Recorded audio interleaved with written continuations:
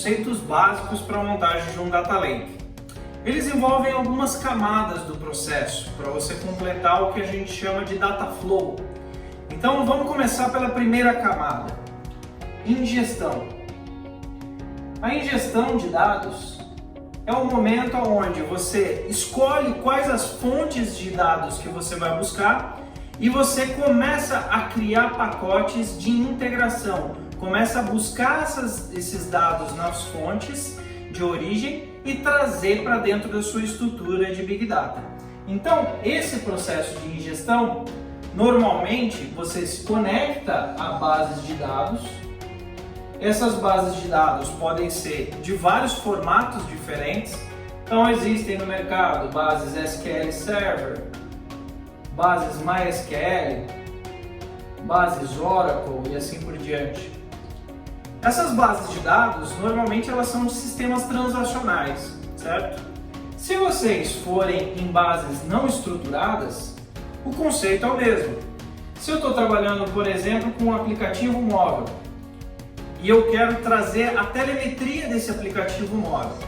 É nesse processo de ingestão que eu vou mapear todos os processos dentro desse aplicativo, da usabilidade dele, aonde eu tenha dados, eu tenha informação para poder criar inteligência dentro do meu Data Lake. Nesse processo de ingestão, existem várias ferramentas para criar esses pacotes de carga. Mas depois que eu faço essa movimentação, eu vou para uma parte de armazenamento, aonde eu seleciono um repositório de dados e coloco todos esses dados juntos para conviver dentro desse armazenamento. Esse armazenamento possui camadas. Essas camadas surgem sempre com uma certa dúvida em termos de Big Data. Existem vários padrões para estruturar o seu armazenamento de Big Data. Existem padrões onde você trabalha com 3 camadas, existem padrões onde você trabalha com 4 camadas, existem padrões onde tudo é uma mesma camada e você trabalha com pastas diferentes, estruturas diferentes. Eu gosto muito de um conceito básico que é de 3 camadas. A Raw Data, onde Raw vem de dados brutos. São os dados do jeito que vieram das fontes de origem.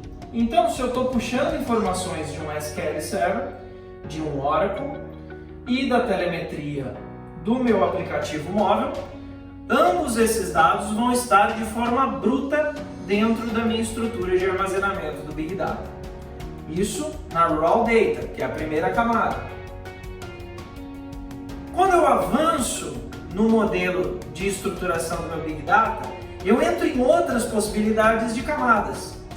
Um possível nome para essa segunda camada seria, depois de um refinamento desses dados, eu crio uma camada que se chama Accurated ou acurado, né? Dados já trabalhados, já processados. Então, vamos chamar de Accurated a segunda camada do meu Data Lake. Essa segunda camada, normalmente eu pego patterns, padrões de mercado, modelos já estruturados e faço ligações entre essas fontes de origem. Então, por exemplo, se na base SQL Server eu tinha uma tabela de clientes, eu tenho aqui dentro do Oracle uma tabela de clientes, esse é um momento bom para eu juntar essas duas entidades em apenas uma estrutura de clientes. E mais do que isso, aqui na telemetria, se eu tenho a identificação desse meu cliente por um login, por um CPF que ele utilizou dentro do meu aplicativo, esse é o momento de eu unificar essas informações e trazer isso de uma maneira consolidada para dentro da minha estrutura do Data Lake. Normalmente nessa segunda camada, eu ainda tenho os dados, as estruturas dos dados, de forma bruta. Isso quer dizer que eu tenho consistência desses dados. Eles vieram da fonte, da maneira como eles foram gravados desde a aplicação e eles estão disponíveis para consulta nessa segunda camada. Quem faz acesso a essa camada dentro de uma estrutura de dados, dentro de uma organização? Normalmente, nessas duas primeiras camadas, apenas times de engenharia de dados e de ciência de dados trabalham. Por quê? Grande parte dessa informação, se for consultada de uma maneira errada, eles acabam dando situações diferentes do que os dados querem passar como verdade. Então, para isso, eu crio um modelo de dados, um modelo que essas fontes aqui se tornem informação para o meu negócio, para a minha empresa. Para eu chegar numa área de negócios, por exemplo, a área de marketing, a área comercial, a área do jurídico, e esses departamentos compreenderem esses dados. Como que eu faço isso? Normalmente eu crio uma terceira camada. Essa terceira camada, ela pode ser uma camada já para servir esses departamentos, já com uma espécie de modelagem de dados, criando indicadores, estruturas, categorias da sua empresa, coisas que às vezes nem existem aqui nas bases de origem.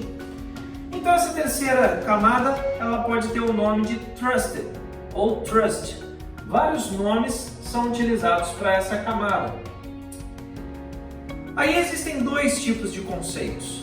Um conceito que termina aí, a estrutura do Big Data está montada. A informação está centralizada em um Data Lake, onde eu armazeno todo o meu volume de dados e faço com que ele se torne informação. E como que eu coloco isso na ponta? Aí vem o terceiro pilar aqui do Big Data, que é a camada de servir, aonde eu conecto plataformas de consulta dentro dessa estrutura de Data Lake. Antigamente, essa era a hora de eu montar meu DW, meu Data Warehouse.